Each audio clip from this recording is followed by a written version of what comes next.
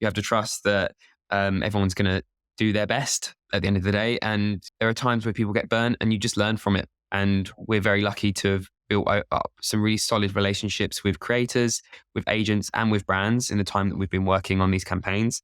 Relationships generally drive forward pretty much every part of this industry. 1, 2, 3, 4. Welcome to another episode of Impulse, the Influencer Marketing Podcast. I'm your host, Prateek Panda, VP of Marketing at Phyllo, the universal API for creator data. Joining us today is influencer turned head of creative at Cherry Pick Talent Limited, Niki Albon. You may recognize him as one half of the trailblazing influencing twin duo Niki and Sammy, who started their YouTube channel back in 2013, grew it to close to 200,000 subscribers. He's been featured in publications such as the Sunday Times, hosted shows such as Stand Up to Cancer. Nowadays, Niki has turned his talent to full-time influencer marketing, and he's using his advanced knowledge of the space to create award-winning campaigns for a whole range of brands. Today, we are sitting down to talk about his journey from influencer to influencer marketing. We'll talk a little bit about the highs and lows, understanding how agencies can navigate the entire process, and what's in it for brands as well as influencers and also influencer marketers. But before we get started with our conversation today, don't forget to hit the subscribe button on your preferred podcast platform so you don't miss out on any latest episodes. All right, Niki. So first of all, thank you so much for joining us. No, thank you for having me. Your introduction was amazing. And I need to just steal that for every time I need to introduce myself, maybe. Yeah. One of the things that I ask almost all of my guests is to give me one controversial hot take on influencer marketing. And it's interesting if it comes from you because you've been on both sides. You've been an influencer and have worked with brands. And now you're part of the agency journey where you're helping brands find the best influencers to work with. So what do you think is your hot controversial take on influencer marketing? I don't know that it's controversial in as much as it's just true, unfortunately. But so my story being that I was an influencer and had been for around about 10 years, and I saw the industry mature over that time. But still now, kind of 13 years later, some of the biggest agencies that have, the longest client lists with some of the biggest brands in the world do not treat creators with the respect that they deserve. And I was on the receiving end of that 4 or 5 years ago, and I'm still seeing it in the industry now by, unfortunately, the same names. So it's not controversial in as much as it's true. Creators are not being treated with the respect that they deserve as small business owners, entrepreneurs, and creatives. And that's something that a lot of agencies and sort of brand side marketers will talk the talk, but the truth is that still to this day, creators are not being treated as they should be, and as perhaps their clients would expect them to be treated. So one thing I would love to see more of 2024 is creators being treated with the respect and the open conversation and communication that they deserve. So yeah, not controversial, but it is something that I think should stop. And I would hope that this is the last year of that. But again, we'll see. So Niki, you've been very vocal about this issue at hand. You've published a few videos as well talking about how creators are not being treated with respect and not being given the space that they need to perform well.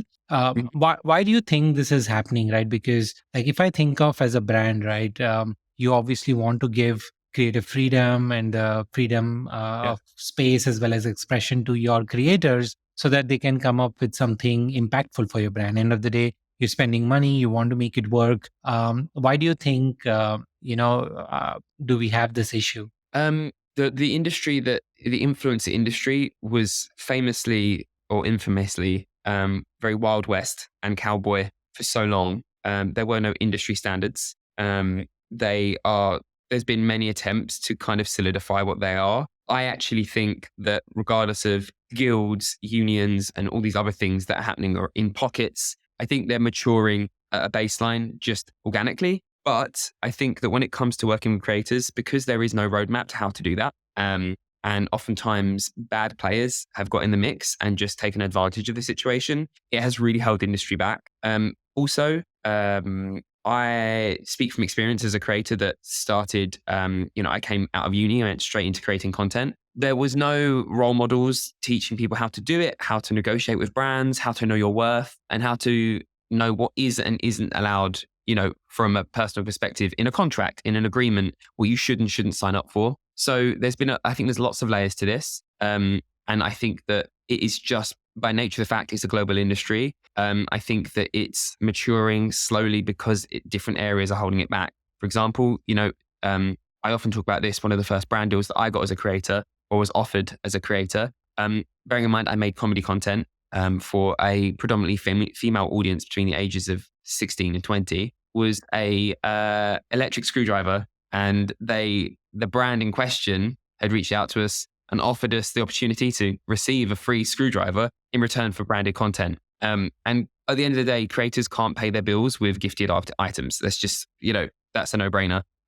So there's that whole thing going on where the quality and value of the content isn't being valued in kind. They're not being compensated for the work they're doing in a fair way. And don't get me wrong, there are instances where things are of very high value and a creator will create content in return for that experience. But that shouldn't be the expectation across the board because that's just not fair. Nobody should work for free in any capacity. So I receive a lot of that, and it still goes on to this day. There is a space for it, but I don't think it should be the norm or nor the expectation that anybody works for you or your brand for free. And there's advantages to a paid collaboration. As soon as there is financial exchange, it professionalizes the experience, but it also means that there is barriers and safeguards for both the creator and for the brand that allow the content to become the best it can be, but with the brand having the ability to have full overview of what it is that they're partnering on, and for the creator to have security knowing that there is a payment at the end of this, you've signed a legal contract, this is binding, and both parties are happier. So I've kind of gone off piste, but I think that there's many reasons as to why I think the industry is being held back, and I think that's part of it. Do you think that enough creators are also talking about it, or do you think there isn't enough, voices, talking about this issue right now? I think that creators are talking about it. I think that it's tricky because at base level, I mean, I'm British, so it's a very British thing to say. We don't talk about like our salaries as much as, let's say, Americans do. And I think that holds, at least in the UK, that holds people back because it's always a very personal thing to talk about finances. And as a creator and having been through it, there's something very personal about creating content that has your face in it. So I jokingly always refer to it as creating a Horcrux. You're always pouring part of yourself into something. So it's deeply personal when you're making a piece of content. And respecting the creator when a brand has feedback on content or they have edit requests, it needs to be handled sensitively, because when you pour your time and effort into something, especially when it has your face on it and your voice, it needs to be handled sensitively. And I think that because of this really personal nature and link that people have to the content they're creating, it makes it difficult to talk about compensation, expectation. And I think that's changing. In the role that I have now, I will often talk to creators and advise them, even outside of our collaborations, on what can and can't go into a contract or things they should maybe not be agreeing to, just because I do think it could be more of an open discourse. But it's getting there, just more slowly than perhaps everyone would like. Coincidentally, a few weeks ago, I was chatting with a friend and we were talking about the need for a Glassdoor-like thing for influencer marketing. I think there are some websites that are trying to do that now, but still not something as big as Glassdoor, where you could, as an influencer and as well as a brand, right? It goes both ways. You could go see, if you're an influencer, you could see which are the best brands to work for. Do they pay on time? Do they give you creative freedom and so on? Are you aware if there is anything like that already there, or do you think it would be valuable to have something like this? To the best of my knowledge, no, there isn't. One thing I have seen, it's embarrassing to be the receiver of something like this. And I never have, nor has Cherry Pick, I will add. But I have many a time seen on LinkedIn or on Twitter, now X, that creators will directly tweet or engage with a brand on social media or call them out when they haven't been paid per the payment terms of their contract. So there isn't an industry standard. Obviously, there are laws. I'm most familiar with the UK. So obviously, we have a 30-day payment term for self-employed people. It's very standard across the board. Freelancers, self-employed people, you're paid within net 30. I worked with pretty much every agency as an influencer that is currently existing in the UK and globally. I was very lucky. I was doing the job for 10 years, so I had the opportunity to sort of experience everything. Very rarely was I paid within anything less than 60 days. And it's tricky. It's tricky to navigate as a self-employed person, not knowing when you're going to be paid for the work that you did 1, 2, 3, 6 months ago, and having to spend time chasing those invoices. So yeah, I have very regularly seen very big players in the field be called out on Twitter and on LinkedIn, asking directly the CEO when this person's going to be paid, or what's worse, when a brand is being told that the agency, the creator they've collaborated with outside of their own stuff, so via an agency, hasn't been paid for work that they've long seen finished. As a brand, I would receive that and red flags would go up immediately, because that's not how the creators I work with, I want them to be treated. So no, there's no glass door, but it's what you can do, and what I would advise creators to do is, when they receive a brief from a agency, is to just type their name in on Twitter, X, along with the term payment, and just see what comes up, because it's unacceptable the amount of time that creators have to wait.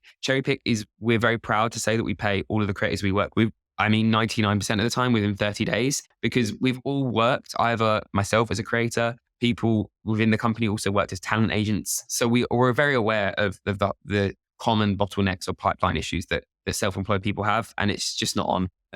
And that's one thing that I'm really proud that we do, is making sure that we pay creators timely, so they can pay for their bills. They can, any expenses they've incurred, or just, receive the payment that they deserve for the work they've done. Yeah, that sounds like a very, very fair and obvious thing, but it's sort of sad to know that in most cases that's not happening. Yeah. In fact, on our side, we've done a fair share of influencer campaigns last year, and almost 70 to 80% of the times we paid even before the campaign went live. So it's always, most cases, it's been in advance. Of course, as a marketer, I've had my concerns, of putting that amount of money at risk, but sometimes you establish a good amount of trust, and that the creator is also very much invested in making your campaign successful, and that's what you have to go with, right? I fully agree. It's a trust thing. You have to trust that everyone's going to do their best at the end of the day, and there are times where people get burnt, and you just learn from it.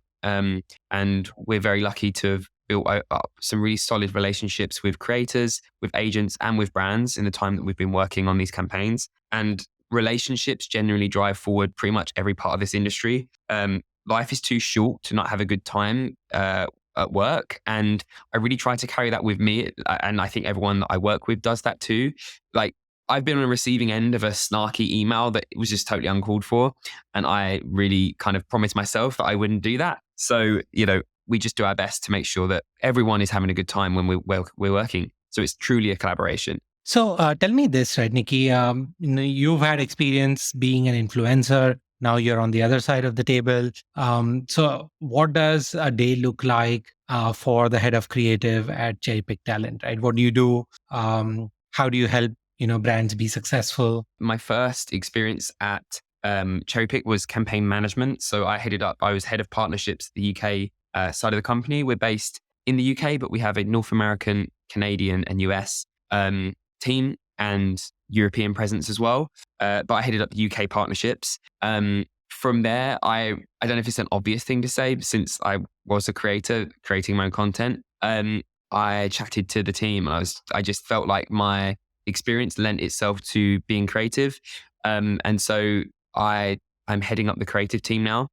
Largely, I'm across pre-sale and selling into clients and responding to pitches. So I spend a lot of time working on decks, a lot of time chatting to clients, understanding what it is they need, what they've got coming up, ideating with the creative team on kind of our concepts from what we're seeing in the landscape, what we're seeing ourselves as social media users, what's happening around us, to come up with creatives that we think work. And then I suppose the rest of my time is spent working with brands on their creatives and making sure they work better for creators, because what we know is, and I'm sure you've experienced this, brands are, and the team that work with brands are their biggest guardians. So they will always say, I know what's best for the brand. I love, live, and breathe this brand every day.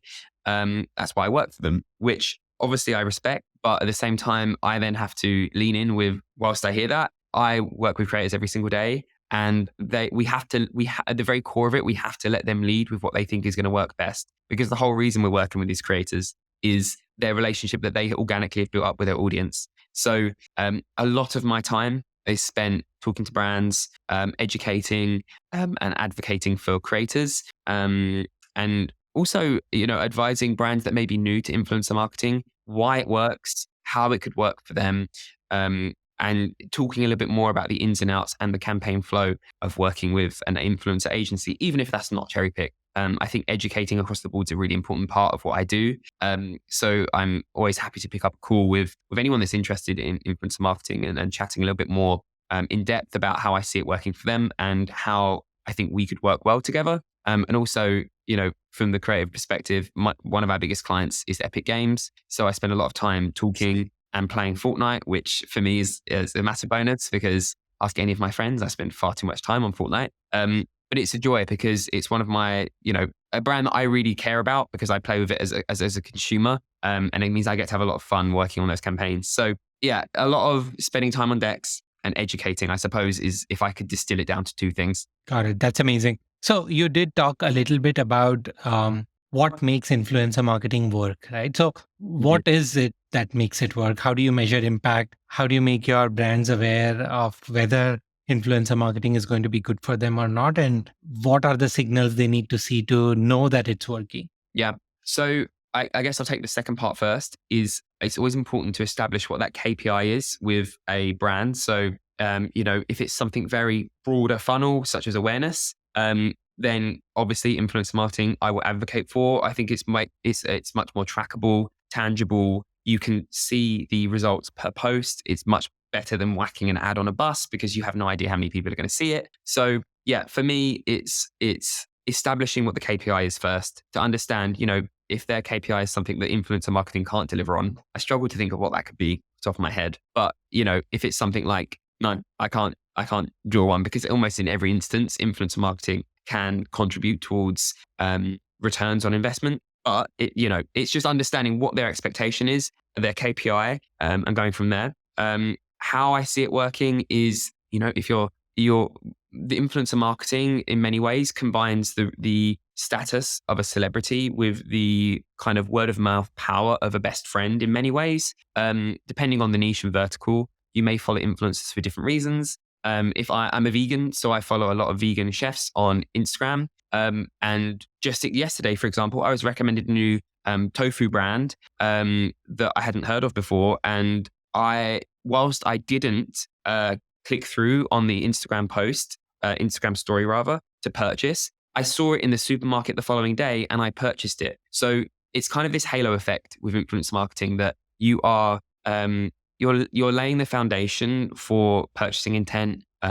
You're driving that sentiment that I don't think resonates as well unless we go back to the ad on a bus as an example. Unless that's punchy, pithy, and really funny, like I'm not really going to resonate with it. And that happens. So I take the tube to work most days, and there's so much noise on the tube with all the different ads that they're not cutting through in the same way that I think a wholehearted recommendation from an influencer would. So yeah, for me, it starts with understanding what the KPI is and the goal, and then talking more in a more structured way around how I see that influencer campaign working, what effect that will have. And if the spend is there, then you can do things such as brand lift studies to understand what impact it had more broadly. And did the audience change? Did you resonate better with an audience that you didn't expect to? And also, that's also the other angle is if you want to get hyper granular, you can do that with influencer. Other advertising forms are much more broad strokes, which have their use, absolutely. But I think if you have a mixed media plan, I think influencers can slot in a way that not many other forms of advertising can. And establishing someone as a brand ambassador through influencer is so powerful. And we see so many of our partners do that. We recently worked with Mr. Beast and My Talking Tom, and he had an outfit in game. And that his fans and My Talking Tom's fans were over the moon. And there was such a harmony between that collaboration that it just was like, I I always have this thing, like if you work with an influencer and a brand and it's the most perfect fit, you just kind of see like stars because it works so well. And he was a fan of Talking Tom. The Talking Tom fan were a fan of Mr. Beast. I mean, who isn't these days? That it was just the perfect match made in heaven, and it just worked really well for everyone. So yeah, it's about understanding what the goals are. That's amazing. It's of course, the best experience if you can find that kind of fit, because like you said, sparks fly. Yeah. But like anything, any other marketing channel, right? A lot of experiments, a lot of campaigns that you do may not even work. How do you handle those conversations with your brands, right? Does it make them feel that this channel doesn't work for me, or is there a better way to, sort of keep experimenting and learning what will work for you? So first and foremost, cherry pick with all of our partners is in it for the long run. We're not there for sort of a one and done campaign. So we have enough experience to have a very strong idea of what will work, firstly. So we will never direct a client unless we're both experimenting, unless it's an agreed moment where, it's a long-term client. They want to try something new and we're happy to do that with them. We will be very upfront with what our guarantees are. So we do offer guarantees on a spend so that a client's money never feels like it's just being thrown into a black hole. And so we'll back it into a CPM and more often than not, because typically that is the metric we go for. Things like CPIs and CPEs are also there. We do those less frequently, but they are becoming more popular. If it doesn't go to plan, we tend to rebook or work within the creators that have already been booked for that campaign to try and get us to the point that we thought we would be at. But honestly, sometimes it's just a moment of honesty. Like the internet with all things is unpredictable at times. There are things happening on a global stage, but also more geo-specific to the areas that we're working in that may affect the reach or impact of a campaign. And that's just beyond our control. So we seek to have a really transparent relationship with our clients. We will always do our best to make sure that we are delivering on the promises we've made. And if we feel like we aren't from the outset going to, if it's a real experiment, we just have to be honest with it and be candid with one another and just say, hey, look, this is a real shot in the dark. We've never done this before with this demographic or this niche. We have a good idea of how this will deliver, but just so you know, this isn't, we don't know. That luckily is outside of how we normally work. I'd say 99% of the time, because of the time we've been around and the things we see in the industry, we have a good idea of how things will. Awesome. That's great. So, Niki, one more thing, as we, get closer to the end of this episode, you've had, great experience growing your YouTube channel to almost 200,000 subscribers. If somebody were to start a YouTube channel today, it's a lot more competitive. What are some growth strategies that you can recommend? If I was to start a YouTube channel today, I would say that my approach would be the same as what I had initially when I started. I think is consistency, is covering. First of all, you need to be passionate about what you're talking about, and not in like the cliche way of like, I'm really passionate about this thing I'm talking. No, if it turns on a light inside you and it's a spark that you want to share, that will speak to people in a way that it just wouldn't if it wasn't something that is something that makes you shine a light. You see it with people when we're talking about or doing something that fulfills them, that it radiates out of them in a way that you don't see if somebody's just going through the motions. So I would say find what it is that lights you up and then share your light. I think that consistency in that is very key. So if you are going to upload, decide if that's once a week, if that's twice a week, what that looks like. Unfortunately, I think anything more than less than once a week will make it harder to grow in the nature of these platforms. Third even, I would say use every platform that's at your disposal that makes sense. So if you are sharing cooking tips, make a cut down for YouTube Shorts that you also share to TikTok. But if you're uploading to YouTube, keep it long form. Use the short form to drive interest. And you never know what will resonate well in different places. You may have 100,000 followers on YouTube, but the audience that watches you on Shorts is totally different to the one that watches you on YouTube long form. And the same is true of TikTok and Instagram. Just because they're similar platforms, they're very different audiences at times. So I think use what's at your disposal. Make the most out of the content you've created, so you're working smarter, not harder. Because creating content, it can be a big investment emotionally. And to that point is, do not see yourself as a number. I think if I was a creator now, I would try to have a full-time job alongside creating content so that it stayed as fun as possible. When something's paying your bills, there is a pressure on that to make it something that maybe it wasn't. So yeah, it's do something that lights you up, share that with the world, do it consistently, and have fun doing it. That's all great advice, Niki. To switch gears a little bit, I have a fun question for you. If you had the chance to take an influencer out to lunch, who would that person be and why? Oh, who am I watching right now? Who do you know what? When I first started watching YouTube, before I knew what YouTubers were, I watched a creator called Grace Helbig, and she was probably one of the first creators ever. And she uploaded daily, and I loved her content. So I would take her out for lunch because it has just become such a full circle part of my life that I've actually started watching her again after the 10 years. She's doing well. She was unwell for a time that I was completely unaware of. And it's just nice to return to a piece of content or a creator and have that feeling of like coming home. So yeah, I would take Grace Helbig for lunch and just chat and see how she's doing. That's awesome. One last question for you, Niki, before we sign off. If any of our listeners are listening and, want to start off with influencer marketing, haven't taken the plunge yet as a brand, what are some tips and advice you would like to share? I think it always pays dividends to talk to someone like me or in a similar position to understand, how and what influencer marketing can and can't do for you.